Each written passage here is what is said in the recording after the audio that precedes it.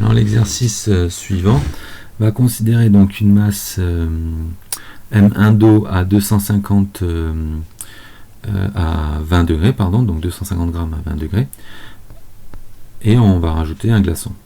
Donc on a cette grosse masse d'eau donc qui est à T1, donc masse M1, avec également un calorimètre qui a une capacité C. Donc la masse M1 c'est de l'eau qui a une capacité CE, et on a également le calorimètre qui a une capacité grand C. Et donc on va rajouter un morceau de glaçon qui a une masse M2.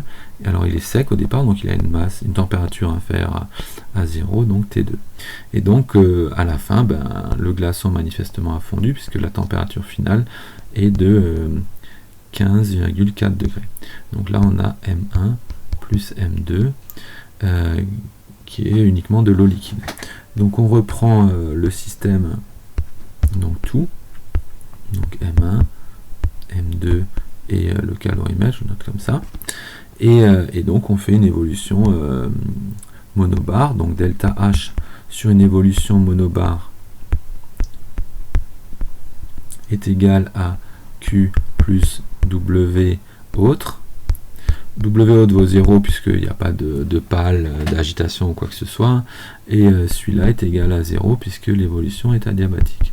D'accord, donc ça c'est les deux premiers adjectifs qui nous permettent de conclure que delta H est égal à 0.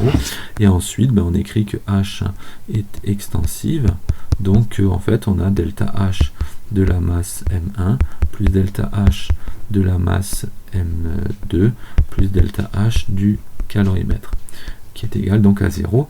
Celle-là on sait faire, c'est une variation de température, donc on a M1 fois C de l'eau fois la température finale qui est donc TF, moins la température initiale qui était T1.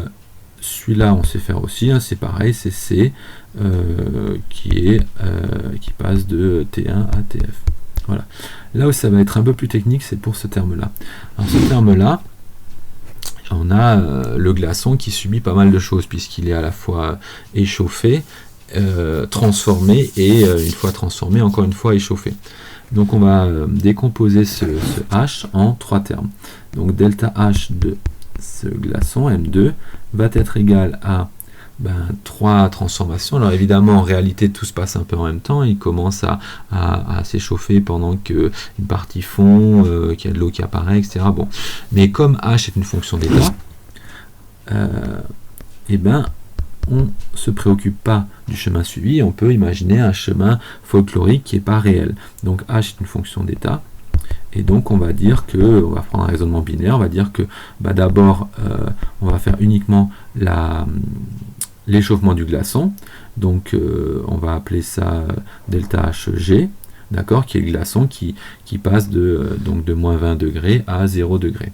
Après, une fois qu'il est à 0 degré, en équilibre avec l'eau à 0 degré, on fait uniquement la fusion, et une fois qu'on a transformé toute cette glace en eau liquide, on échauffe l'eau liquide, je vais la noter delta HE.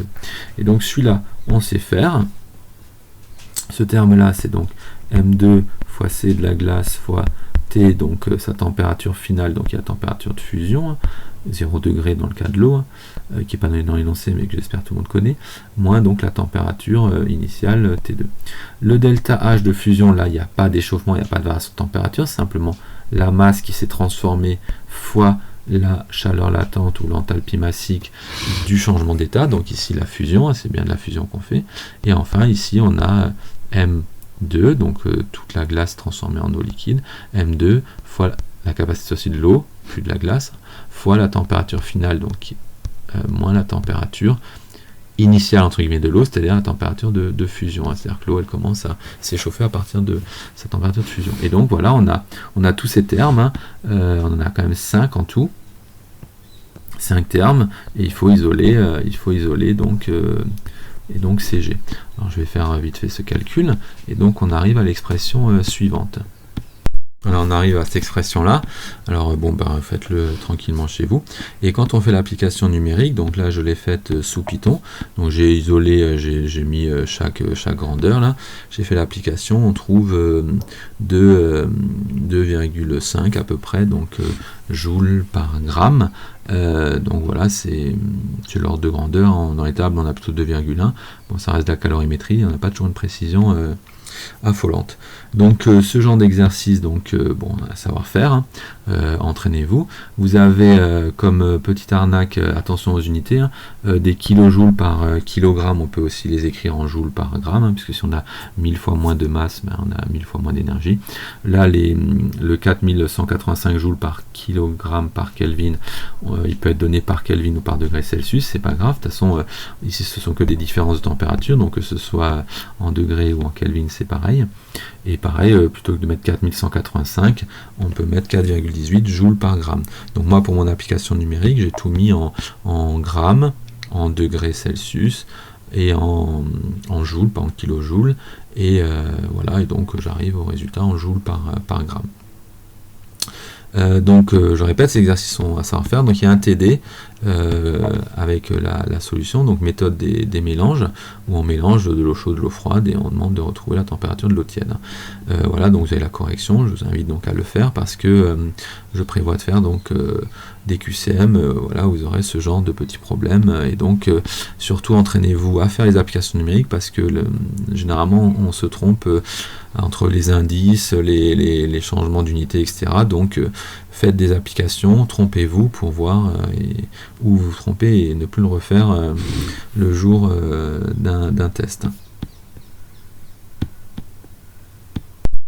Alors lors d'un QCM, évidemment, je ne regarderai pas le détail de vos démonstrations, mais sur un problème écrit, je veux voir absolument apparaître donc les adjectifs qui qualifient, qui justifient vos passages et vos démonstrations. Donc là, je répète, hein, on a une transformation qui est monobar adiabatique.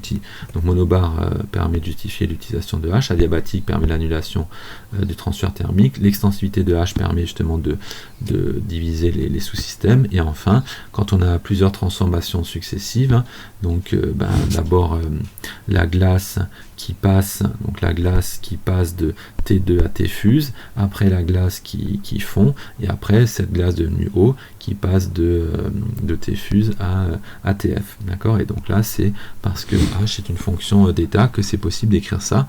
Voilà. Ce qui n'est pas possible avec le travail, par exemple. Là, on a vu que le travail dépendait du chemin suivi, ce qui n'est pas le cas pour H. Donc tout ça, c'est à méditer, à savoir faire proprement, calmement, voilà, avec des techniques rigoureuses.